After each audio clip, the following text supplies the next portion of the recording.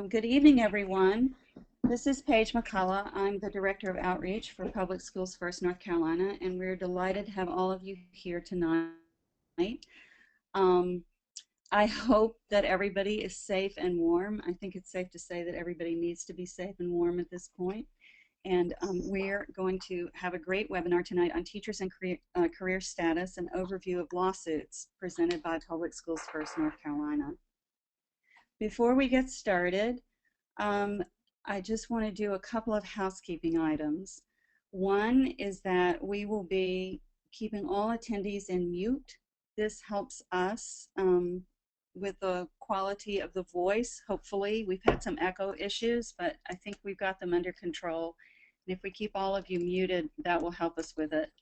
If you have questions during the presentation, please write them into the question box and send them to us. Carrie Harwood, who is our Executive Director, will be monitoring the questions. And when we get to the end of our presenters, we have 3 fabulous presenters tonight, we will cover as many of those questions as we can. So we have a full agenda and great people, so I want to go ahead and get started. First, just a couple of words about Public Schools First North Carolina. This is a statewide, nonpartisan organization focused solely on K-12 public education issues. We are trying to build a network of informed advocates across the state who love public education and want to support a quality public education system. For our webinar tonight, we have 3 presenters. The first is McColl. She's the General Counsel for the North Carolina Association of Educators. Jessica Benton is a teacher with Wake County Schools, and Lindsay Furst is a teacher with the Buncombe County Schools. We are very, very excited that they agreed to do this and thank them for it. In July 2013, the House and Senate passed the Appropriations Act of 2013. This budget document ended career status for teachers in North Carolina, and McColl is going to help us unpack what that really means, what it's meant historically, and what it means for teachers now.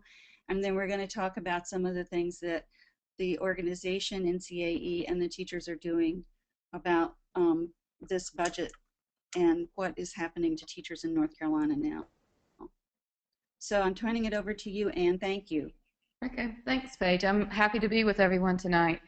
For those of you who are listening, you'll see the slides. Paige is running the slides, so I will also say next slide so that Paige knows when I'm ready for the next one. So what is career status? What is this all about?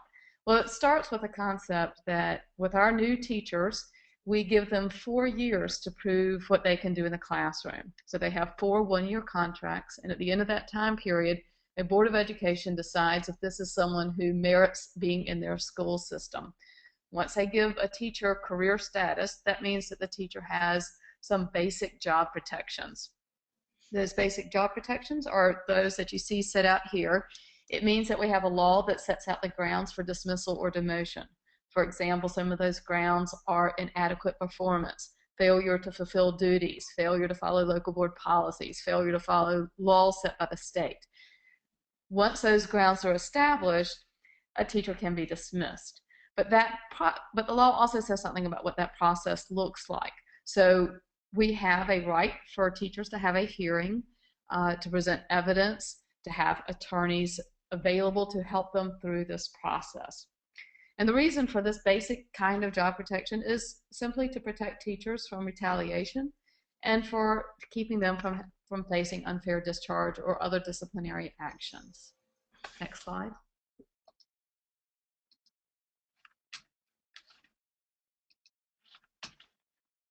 Sorry. Are you there? Yes, I'm here. So we have had this system in place since 1971. It was something that had been studied for a period of time, but it's something to think about the fact that we have had these sorts of career protections in place for over 40 years. Next slide. We have made some changes to this over time, and the biggest change was actually in 1997 under Governor Hunt's leadership. And I've included this quote because I think it's important in showing the way we have approached issues around job protection. In case you can't see this quote as you're listening, I'm going to read it out loud. Governor Hunt said, "We are making a promise to our children, a promise to get and keep the very best teachers in our classrooms, a promise to raise the average teacher salary to the national average at least, a promise to raise standards for students and teachers and hold them accountable." And so that's what happened in 1997. Some changes to the career status law that made it a little bit easier to dismiss teachers was included as a part of a package approach that included salary, professional development, and other things. So we know that we can approach our employment of teachers in this sort of comprehensive way. Next slide. So that kind of comprehensive approach didn't happen this past year when we eliminated career status. And so I want to tell you just a little bit about the process that led to this elimination of career status. Now, this is a chart that you would find on the North Carolina General Assembly website if you were looking to find out how you make a law in North Carolina. And it's not important that we go through all of these steps now, but what I wanted you to see is that, in fact, it's a very deliberative process. We start either on the House or the Senate side. It goes through a process that includes committee deliberation. And when it comes back to the floor of the House, it has to be voted on twice. And there are opportunities in those times for amendments and debate before it goes over to the Senate to go through the same kind of process of being considered by a committee that addresses those sorts of issues and then to the full Senate floor. And it's only after that that it goes to the governor. Next slide. So here's the process that happened this past year on a different kind of bill that related to career status. This actually started in the House Bill 719, and this was a bipartisan effort. The primary bill sponsors included Republicans and Democrats, and it was looking again at what we had in North Carolina on our career status, and then looking to see what other states were doing. And so there were some ideas that came out of Colorado and were incorporated into this bill. That went through the regular policy process all the way through the House and passed the House 113-1. It then was sent over to the Senate and was referred to committee. Next slide. This is the committee it was sent to, Ways and Means. Now that's the Senate Standing Committee, and what you see here is actually a screenshot from the General Assembly website, and it shows House 719 is one of the bills that was sent to this committee. But what's important about this committee is the fact that it, in fact, doesn't meet. It doesn't deliberate on committees. It is, in fact, essentially a trash can for bills that come over from the House. So this bill that had been passed 113-1 didn't go any further the rest of the session of the General Assembly last spring and summer. Next slide. So I want to show you the same kind of process that started on the Senate side with Senate Bill 361. This was the bill that was submitted by Senate Pro Tem President Berger, and it includes the provisions for eliminating career status. You'll see that this bill didn't get even as far as the other bill. It got through the Senate Education Committee, and it got stopped in appropriations. So even on the Senate side, this bill didn't get to the floor for debate or amendment. Next slide. So if this is the process, and we see this bill that eliminates career status that doesn't even get that far in the process, then how could we end up with this legislation? Well, we have to look at another kind of a chart. Next slide. Now, this chart you can't find on the General Assembly website, but in fact, this is the way we got a lot of legislation passed this session of the General Assembly. What happens is we start with the Senate budget that includes their version of the budget, but also a number of policy provisions. And in this case, they included policy provisions that they couldn't pass through the regular policy process. And that included this provision on eliminating career status. Goes to the House comes up with its own budget and its own policy provisions that didn't pass through its policy process. And because those two budgets were different, it went to the conference committee. This is a committee that's made up of members that are appointed by the leadership of the Senate and the House. And what's important is that this is a committee that operates away from the view of the public. You can't go to the meetings, you can't submit testimony. You can't submit any amendments. It is entirely away from the public eye. And once the conference committee comes up with a proposed budget that's based on provisions that were in the Senate or the House, that's it. It goes to the Senate and the House for a vote. There's no ability to make amendments on the floor of the House or the Senate. And so it's a thumbs up or a thumbs down on the entire budget. And that's how we got this provision on eliminating career status. It came out of the conference committee. It was included in the budget. And it was a part of what the Senate and the House had to vote for when they said yes to the budget. Next slide.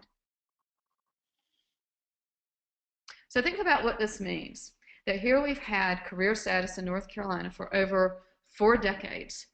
And the House had a version of legislation that would have made some amendments that they passed 113 to 1. And here, what they actually end up having to pass as a General Assembly is something that wasn't even heard in the House. It was never debated at all on the House side. Next slide. So what does this mean to eliminate the career status? What does this look like? Here are the provisions of the bill. First, those teachers who were in the pipeline that were serving those 4 one-year contracts, they simply remain on 1-year contracts until 2018. The only exception is some of them might be eligible for a 4-year contract based on certain conditions. But think about what that means. So we have, these are our beginning teachers, our early career teachers, and we're asking them to stay on contracts, 1-year contracts for a series of years. And I think we all have to be concerned about whether these teachers are going to be willing to stay in our system under these conditions. All teachers, and you see here, I've put this in quotes just to remind me to say to you that the teachers, as you're thinking about teachers, this also includes guidance counselors, media specialists, and others who are certified. But all of these people that we think of as teachers, they lose that career status in 2018 unless they voluntarily relinquished it with the 4-year contracts that are being given to a certain eligible pool this year. And finally, there should be one more bullet, yep. Beginning in 2018, all of these teachers that lost career status and all of those who had been on these 1-year contracts, who had been on probationary status, will be granted a 1, 2, or 4-year contract. There are no standards set in the law for who gets a 1-year contract or a 2 or a 4. It's entirely left up to the local board. Next slide. So we think this is wrong, and we think it's unconstitutional to take away career status from those who had career status or were in the pipeline. So in December of this past year, we filed our lawsuit challenging the constitutionality of eliminating this career status. It's based on both the North Carolina and the federal Constitution, which have similar provisions. And in essence, what this lawsuit is establishing is that there was a contract that existed, that this tenure was a vested right, that this legislation substantially impairs that contract, which it certainly does by eliminating it, and that it was not reasonable or necessary in order to meet public purpose for the General Assembly of thinking about the employment system for teachers. Next slide. One of the things that has just happened in the last week is that as we are making this point, that this legislation was not only not necessary, but in fact very harmful to our system of employing teachers, we're starting to have boards stand up and say, we're willing to work with you on this. So last week, the Durham County Schools voted to have their board chair work with us on an affidavit, which is a way of taking information to the court to say that we support these elements of the lawsuit. Guilford County Schools has also said that they were willing to do this, and it's something that's going to be under consideration by other boards in the upcoming days, including the Wake County Board. But before going into any more about the career status, I want to talk about another piece of legislation, because you might have heard that we also had this other lawsuit. So a week before filing on the career status, we filed on vouchers. And this has to do with our challenge that it's unconstitutional to divert public taxpayer funds from public schools to private schools. So what does that have to do with career status? Well, we think it has a lot to do with it. And so this is a connection I'd like to share with you before going back to talking a little bit more about what those contracts look like. Next slide.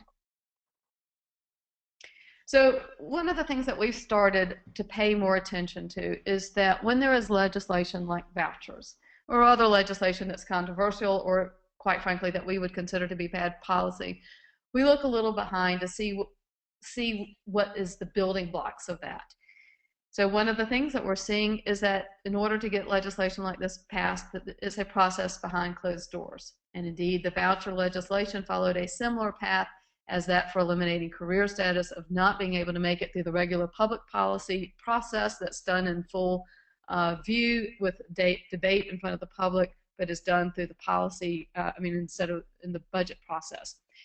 We also see these issues around that at the same time that legislation like vouchers is being passed. We're looking at efforts at voter suppression, and we look at those ways in which advocates are suppressed. Next slide. You know that there are issues around voter suppression in the voter ID bill, and we think that that's important as we look at issues like the voucher legislation. Next slide. We also think it's important when we think about advocates, that the ability of people to stand up and talk about what's right and what's wrong in public education is crucial. And certainly here in these pictures you see our organization, NCAE, and being joined by many, many people to advocate for public schools and to raise concerns about legislation like vouchers. Next slide.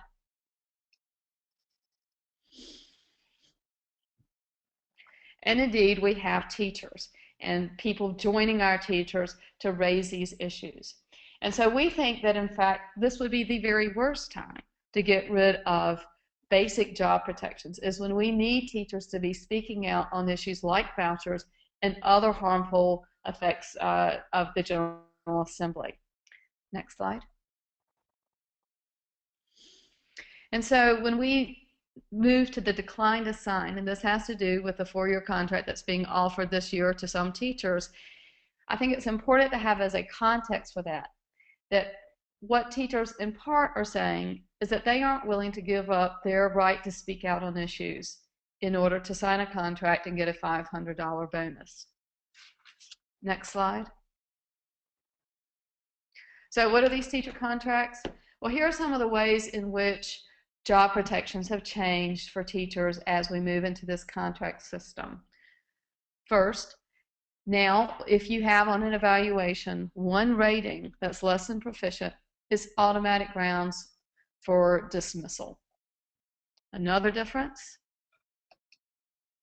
next point, that if you in fact get that rating of less than proficient, you can only be offered a 1-year contract. Next point. And here's the kicker with this issue of evaluations. There's no process in the law for disputing an evaluation. So if a teacher gets something less than proficient, there's no way to dispute that process. There's no separate process provided by law to dispute that evaluation. And by the way, in that House Bill 719, one of its provisions was to provide a way for teachers to dispute evaluations. Next slide. Another change is in the provisions for demotion. Demotion is largely thought of as a salary issue of your compensation. And this is a big change to say that at the end of a contract, a change in compensation isn't a demotion and therefore doesn't trigger any employment rights. This is a dramatic departure from the past, where we as a state have worked hard to provide for consistent compensation. We've of course been pushing for the national average, but this will allow a very arbitrary kind of approach for teacher pay. Next slide. Another aspect is a change in the due process. I mentioned before that under the provisions for career status, there's a right to a hearing when you're being dismissed. Well, now if they wait to the end of the contract, there's no right to a hearing for the renewal of that contract. Now that, by the way, is in contrast to school administrators who also are on contracts, but by the terms of the law, they have a right to a hearing at the end of their contract. Next slide. So I've mentioned these 4-year contracts. If you've been reading in the newspaper or been to your board meetings, you've heard about these. They're often referred to as the 25% contracts, and it's related to the fact that the General Assembly has said that local boards are to offer a contract to 25% of its eligible teachers, and these contracts will give a $500 annual bonus in exchange for giving up career status. Now, there are a number of questions and issues about the terms of these contracts, the process by which teachers are being selected, and the funding. And I will be glad to answer questions, but I think the teachers may be talking a little bit more about this. Next slide. So I want to get back to, I've been sharing information about the legislative process, about the history around career status, and I want to talk about how we discuss this issue. When eliminating career status has been discussed by the General Assembly, it's been within this context that there are bad teachers that have to be removed from the school system and that public schools are failing. We don't think that that's the issue. What we really need to be talking about is giving good teachers a reason to stay. We are very concerned about the recruitment and retention of teachers in our school systems. Next bullet. And as is a case, as we're dealing with our voucher litigation, as we talk about these issues of career status, this really is about the community caring about its teachers and us coming together and saying that we need to be building public schools that fit the needs of our communities. There has been an effort by some to try and say, oh, this is just about career job protection. That's just an issue for teachers to fight. And one of the most heartwarming things for teachers, I think, in the last few months has been, in fact, the broad support that they've gotten from their communities and their boards around these issues. Next slide. So what are the actions that are going on? We have our litigation that I've mentioned. Next bullet. I think you will hear more from this, but we've been working with school districts and our teachers on these 25% four-year contracts, including our decline to sign movement. We have local board resolutions, and this has been really important. It's been a great way for our local boards to stand with their teachers to say that we have real concerns about these actions of the General Assembly. Next bullet. And we're looking at the next session of the General Assembly that we want to see these laws repealed and an opportunity to come back to the table. And as I mentioned, the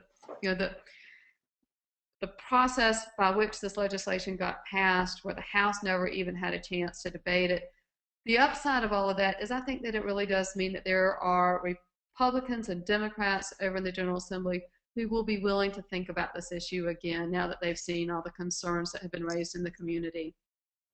And I would put it out there that that's just the beginning. And there are other things that we can do with you, and this webinar is a great way to begin that process. So that's the end of my slides, and I would be glad to answer questions at the end of the session, but now I'll send it back to Paige for the next presenters.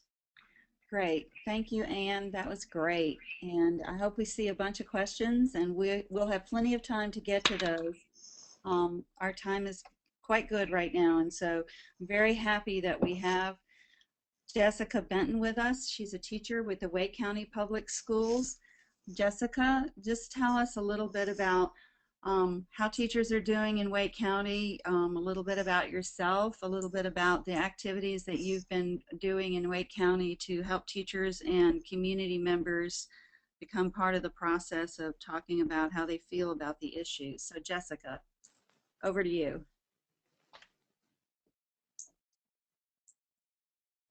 Jessica?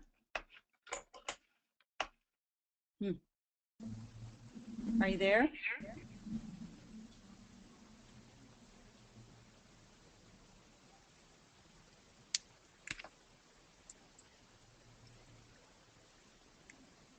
Jessica? Am I coming through? Yes, you are now. Good. Okay, great. Sorry. Great. All right. So as Paige mentioned, County Public Schools, I work, I'm a special education teacher, and I have been working with NCAE, and there's lots and lots of good stuff going on. As Anne mentioned, we have the Decline to Sign campaign underway. And so back in early February, NCAE launched their Decline to Sign campaign, and it had two major One is that teachers not sign on this contract. So we've heard the merits and we've heard all the problems with it, and we're just flat out asking teachers, if you're offered this contract, don't accept it. The second thing that we're asking is that our school boards that have been taxed with identifying these 25% of the best teachers in their county, we've asked that they make a formal statement about how they feel about this legislation. So while we understand that they need to uphold the law, we're asking that they make a formal statement that says, we're going to do this, but we don't like it, and we stand by our educators. And so far, it's been great. We have, last I heard, I think we had 12 counties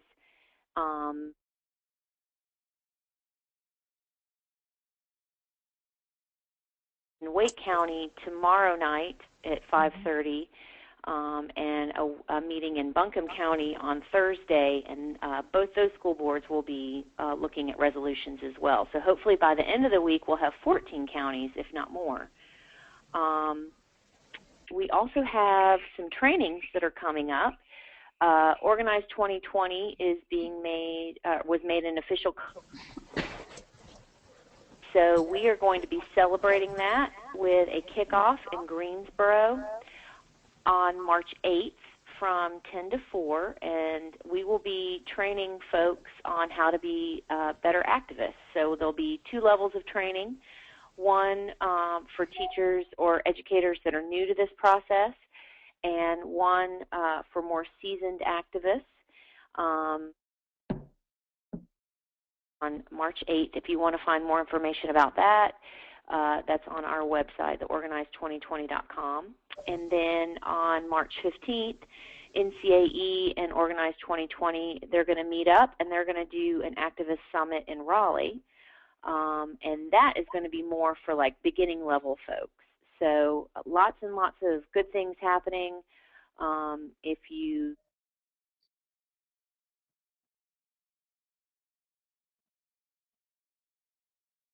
Jessica? places, yeah, hello? Yeah, you faded away there just a minute. Could you repeat what you just said? I said we would love to get some folks in Wake County and Buncombe County to come to those school board meetings on Tuesday and Thursday in their red to show their support for the Decline to Sign campaign. Right. And Anything? I'll hand this back over. Okay, thank you, Jessica. All right. We're super proud of the teachers and all the organizing that they've been doing in their communities all over the state, and another one of those people who's been instrumental in getting some stuff going on in the western part of the state is our next presenter, Lindsay Furst. She's a teacher in Buncombe County. Lindsay, are you with us? I am. Can you hear me? Yes, perfectly. So Great. tell us a little bit about yourself and what you've been doing to get teachers moving up in your area. Yeah, I will. I do want to say about myself first. I have been teaching for 8 years in Buncombe County. I'm a high school English teacher.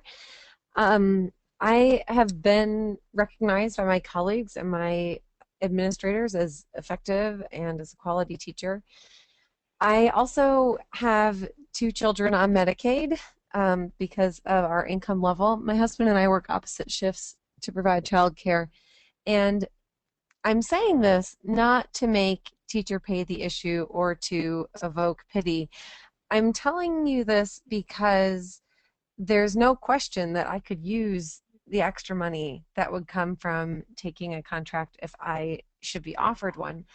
I've heard the arguments about how it's not that much money, and it's not. But those of us really being squeezed could use the extra $20 or $30 a month. But I won't be taking the contract if it's offered to me and I can't be bribed, even with money that I could really use.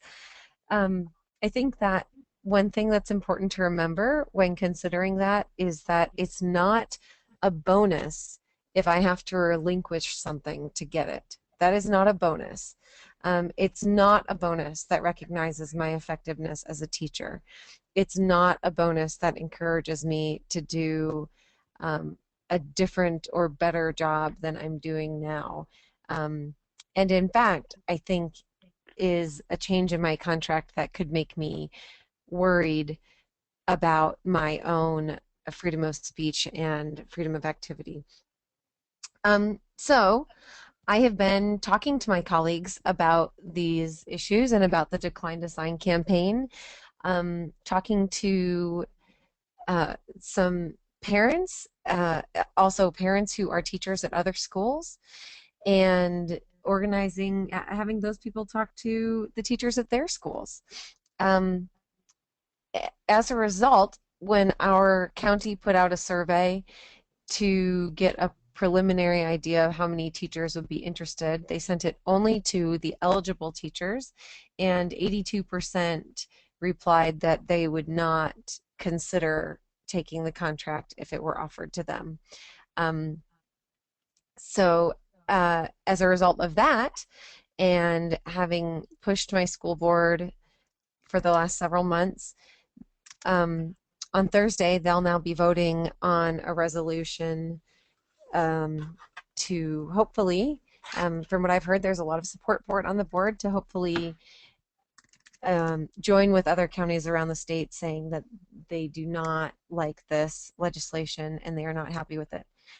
They're also considering ways to join in on legal action with Guilford and potentially Durham, and there's a motion on the board agenda to create a directive for that as well, to look into those things. So it's been really exciting and really rewarding to see that kind of movement happening on my school board as a result of talking to them and reaching out to my colleagues and reaching out to parents in my community to ask everybody to stand behind our students and our teachers in standing up against this kind of policy. Great. Okay. Thanks, Lindsay. So let's talk for just a minute about things that people can do, and then we'll get to our question time. In addition to the things that Anne and Jessica and Lindsay have already told you about, we think it's important to let state officials know where you stand. It's important to go to county commissioner and school board meetings and speak up during the open comment periods. Those are times when you may get quoted in the newspaper, even if that subject is not necessarily on the agenda. If you really speak from your heart, it can get publicized in the local papers. Another way is to write letters to the editor. I've been learning how important it is to get together with friends and parents to meet and learn more about these issues. You can use all of the stuff on the Public Schools First website, our fact sheets, our other webinars, this one. Get together and learn things. Do not assume that people in the community actually know all the stuff you know, all the stuff you just learned tonight. There are a lot of people that are really not informed. They're troubled, but they need more information. I think it's great to become active in local community organizations. Look around you, see who's working on these issues, see if you can join them. And of course, wear red on Wednesdays. Everybody's been doing that for quite a long time. In addition to that, I think that from the Public Schools First perspective, it's really important to see if ordinary citizens and parents can start building tighter relationships with teachers. Ask them how you can support them. Teachers are really under the gun from many different fronts at this point. But they are also out there, as you've heard from Lindsay and Jessica, organizing with their fellow teachers, and I know that they would welcome the support of people in the community. When people in the community back up the teachers, then no one can say, this is just about your job, all you care about is your contract, you just care about your safety and all this kind of stuff. Then you have people, parents, saying, no, this is about having the highest quality people we can have, about giving them a decent environment in which to do their work, which is the most important work that anybody in the state can be doing, in my humble opinion. There are also a couple of actions that are pretty simple to take. One is to sign the petition to raise teacher salaries back to the national average. Something that I say a lot in the meetings that we've had around the state is it's hard to imagine this, but only 10 years ago our teachers were at the national average. And they are now 46, dropping down to 48. Maybe they'll hit rock bottom. So we need to really have an overall commitment and a big vision of where we want to go with our teachers and their compensation. And what we're seeing now is a lot of kind of Band-Aid stuff, you know, a little bit more for new teachers, ignoring the veterans, give 25% to some people. This is not a vision. This is a bunch of small fixes with high prices to pay for them. What we need is a vision that says in the next 5 years we're going to get our teachers back on track to the national average. This is how we're going to do it. This is the steps we're going to take. This is how we're going to pay for it. And if you support that, we would encourage you to look at that aimhighernc.com petition. In addition, Organize 2020 also has a petition for higher per pupil spending, smaller class size, and restoring teaching assistants. So there are lots of things that you can do to start supporting teachers, and in supporting them, we need to remember that what we're really doing is supporting all our children. And we're supporting public education for every child in North Carolina, which means we're also supporting a strong economy and strong communities in North Carolina. So in addition to that, of course, we would love to have you join us on Public Schools First and take advantage of the information opportunities that we have there. It's free to sign up to get our news alerts and information, to join us on Facebook or follow us on Twitter. And if you need information or speakers, please send us a note at info@publicschoolsfirstnc.org or call us at 919-576-0655. So what I'd like to do now is go to the next slide, which shows you a bunch of the websites of resources that we've referred to during this hour. And we'll leave that up while we're having our question time so that you can copy down any of those that might be of interest to you. So Carrie, are you on with us? Can you get back on with us and help us with questions? I'm still here. Can you hear me? Great. Okay, good. Yes, good. So do we have some questions? We have a couple so far. One from Jason asking if the events that were discussed earlier were for teachers only. I think he's referring to the March 8th and 15th events. Oh, okay. So Jessica, are you on? Can you answer that question? See if we can get Jessica back on. Lindsay's here. Can you hear me? Yes, go ahead, Lindsay. So the short answer is no, they're not for teachers only.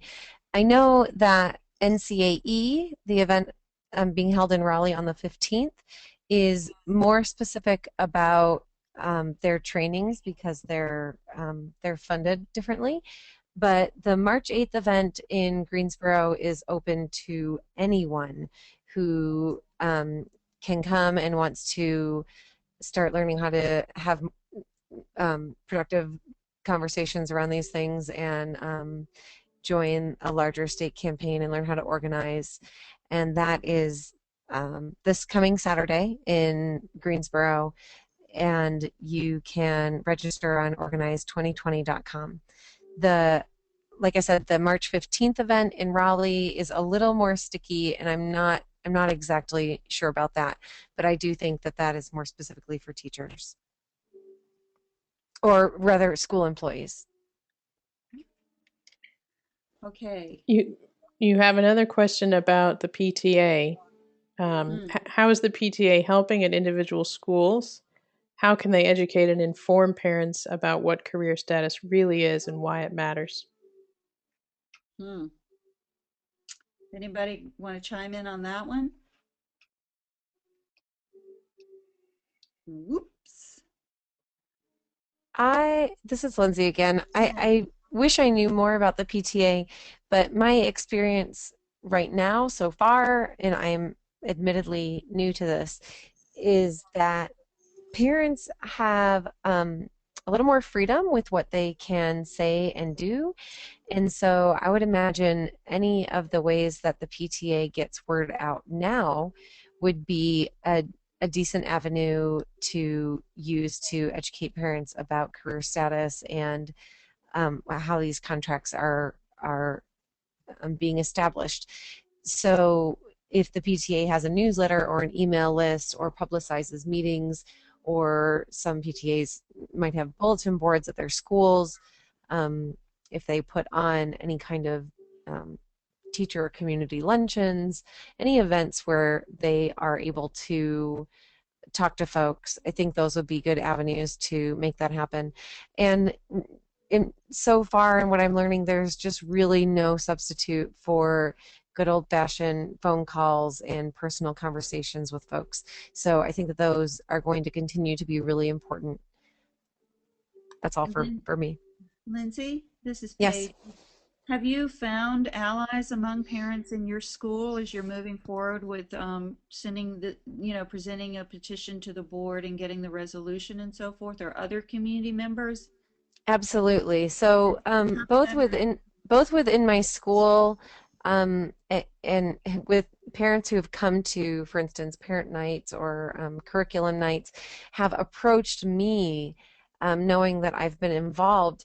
But also, I was at a community meeting just the other night, and it was almost entirely parents who, many of whom are involved in their PTA, but many of whom are not, and have heard about this from friends who are teachers or whomever, and wanted to become more involved. And so, and we absolutely need the parents standing next to us, beside us, and as I said, parents have a little bit more freedom, I think, in what they can say, and often the message coming from them is stronger.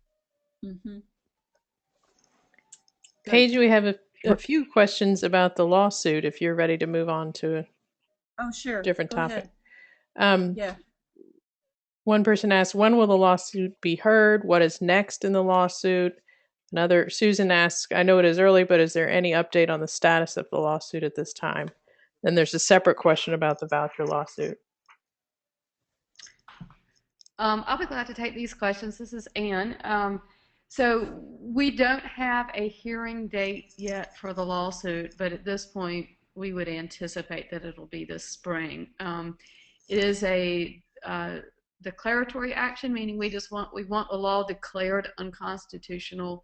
So it's not a long, drawn-out process. And if the path of the voucher litigation is any indication, these sorts of things can be addressed pretty promptly. So we are right now making sure we have on board the affidavits that we want from school boards and superintendents and other people who we think help us explain the merits of our case. So we're going to be finalizing that in the next week or two, and then moving forward. So our hope is to get something out of the courts either before the short session begins or at least while they're in session. And related to that, there was a question about the voucher lawsuit. The questioner asks, what does it mean that there was a preliminary injunction? What are the next steps, and what is the timeline for this is the voucher lawsuit, of course. So for the voucher litigation, we sought a preliminary injunction in order to stop the voucher process until the case is heard on its merits. We thought that was important because once the public taxpayer dollars are spent on the program, you really can't get it back. And so the issue of preliminary injunction was presented to Judge Hobgood a week ago Friday. He ruled in our favor, and what that meant was to rule in our favor meant two things. To get a preliminary injunction, you have to prove, one, a likelihood to win on the merits, and second, that there is irreparable harm if the preliminary injunction isn't granted. So on the likelihood to succeed on the merits, he in particular raised real concerns around the transfer of public funding out of the public schools to private schools. And on the irreparable harm, what we talked about was the harm to taxpayers, because that's who's in our lawsuit, are 25 different taxpayers. We will not be surprised if the state and the defendant interveners, which is a law firm outside of the state that's representing a couple of parents inside the state, that they will appeal that ruling of Judge Hobgood, and that would go to the Court of Appeals, and that would happen fairly quickly. So that might be the next step, is a hearing by the Court of Appeals on our preliminary injunction.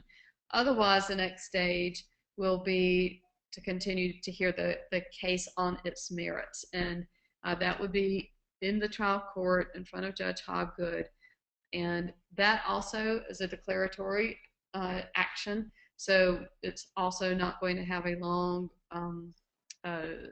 hearing kind of format.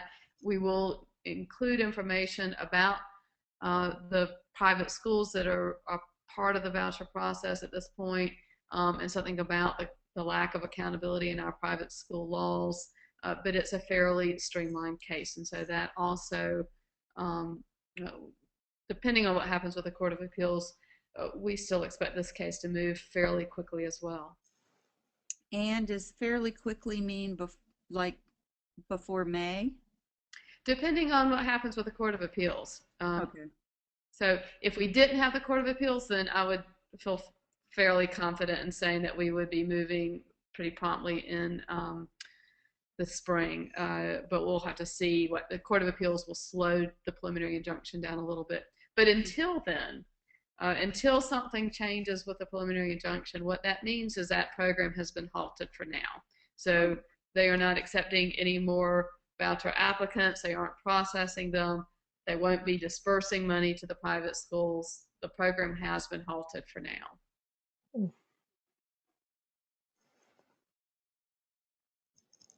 Does anyone have any other questions they'd like to ask? Can you explain what the Guilford County School Board is doing? I heard they are doing a lawsuit. I'll be glad to respond to that one as well. So they, a couple of weeks ago, passed a resolution, a detailed resolution that included, in addition to identifying their concern about the law, but the elimination of career status and the problems with the 25%, the resolution directed the board attorney and superintendent to pursue declaratory actions in regard to both the career status and the 25%. So they have not taken action yet, but we're anticipating lawsuits from Guilford County schools on both the career status and the 25%. They've also very graciously offered their support to our lawsuit, so we expect we'll be getting affidavits from them to support key points in our litigation as well. And what does an affidavit mean? So an affidavit is a sworn statement where you provide information that you have available. So for example, in the voucher litigation, we used a couple of affidavits. One was from Representative Rick Glazier in explaining the budget process and how money was taken out of the public schools and redirected over to the private schools. We also used an affidavit from Duke Law professor Jane Weddick, who had done research on private schools, and the affidavit outlined key pieces of her research. So an affidavit is a way that you introduce to the court somebody with information. You provide that information, and it's under oath that the information provided is accurate to the best of that person's ability. It is a way that streamlines the process, so instead of having lots of testimony in court, it's another way to provide information for the court to consider. And especially in litigation that you're trying to keep timely, and in both of these, it's really important to move them along quickly. We're looking at affidavits as a way to provide supporting information to the courts. Thank you. We have another question. This one is about Teach for America. We have heard a lot about TFA and how they got money in the state budget and that they get 2-year contracts. Does that mean they are getting preferential treatment? And does this harm our certified teachers?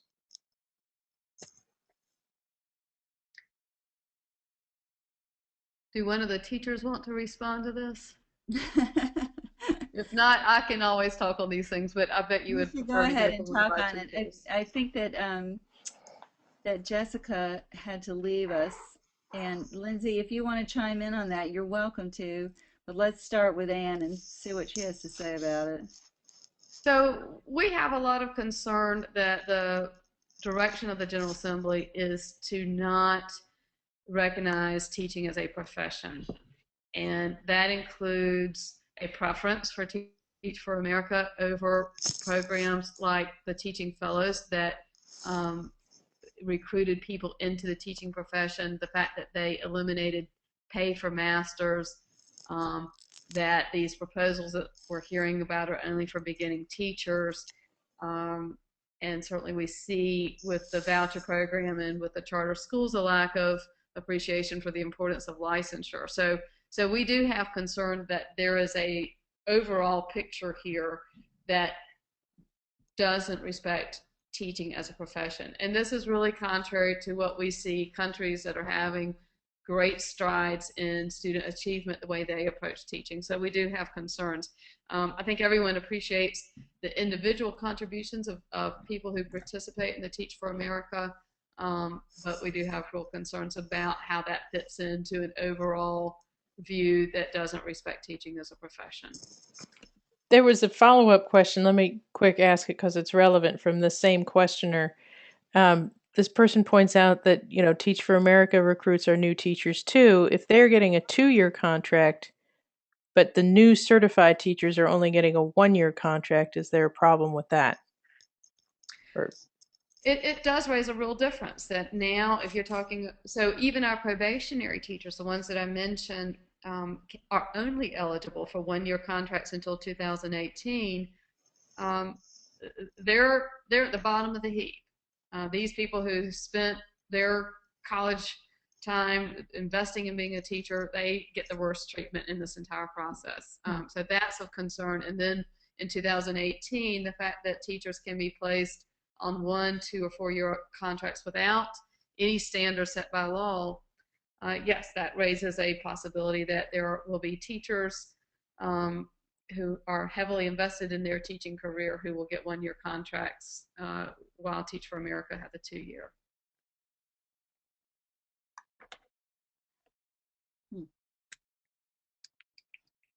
Any others? Questions? If there are no other questions, I did have one question myself. I just wondered, and this is for you, Anne, again, what happens if school boards just don't do the 25% contracts? Mm-hmm.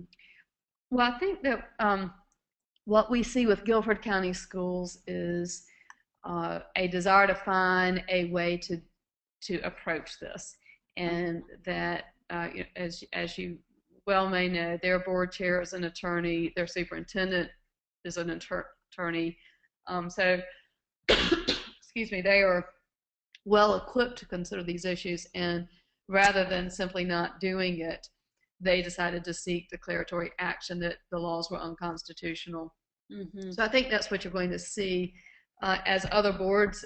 I think Lindsay mentioned that Buncombe might be considering the Guilford lawsuit, that's more likely to be the approach rather than simply not taking action, that they would participate in a lawsuit to say that the legislation simply is unconstitutional. Mm-hmm. So Carrie, any other questions? I'm not seeing any others from, wait, one more. Okay. So isn't the whole point of moving to contracts just another way to do merit pay and to suppress salaries overall, since year to year your pay could change? So this is really unfair. And I think she she didn't get to finish her sentence before the question posted. So Um, I guess the essential question there is, isn't this really about merit pay? That's right. the pressing So I thing. think, um, yes, in the sense that it's a piece of it. So what the speaker may be referring to is, the information that I mentioned about that it's not a demotion at the end of the contract to change the pay. That absolutely sets up merit pay. Um, uh, it's a part of losing job protections. I think it's broader than that, but it's certainly a part of it. Okay. So Lindsay, do you have any final thoughts? Or I don't want to put you on the spot, but if you're chomping at the bit, would love to. No, everybody should come to March 8th and March 15th. There you go. That's a That's good where I'm one. at. Yeah, I know. Okay. So we want to thank all of you. We're at the end of our time, and I so appreciate Anne and Jessica and Lindsay joining us. It's really great to hear from all three of you. Especially kudos to the teachers for all the work they're doing in their buildings and in their communities to pull people together and help them understand these issues. And I hope that all of you who were on our webinar tonight will be able to take this information and share it with others in your communities as well. And with that, we're going to close out, and thank you very much. And since you don't have to travel anywhere tonight, we're really glad about that. And stay safe tomorrow. Good night, everybody. Good night. Night.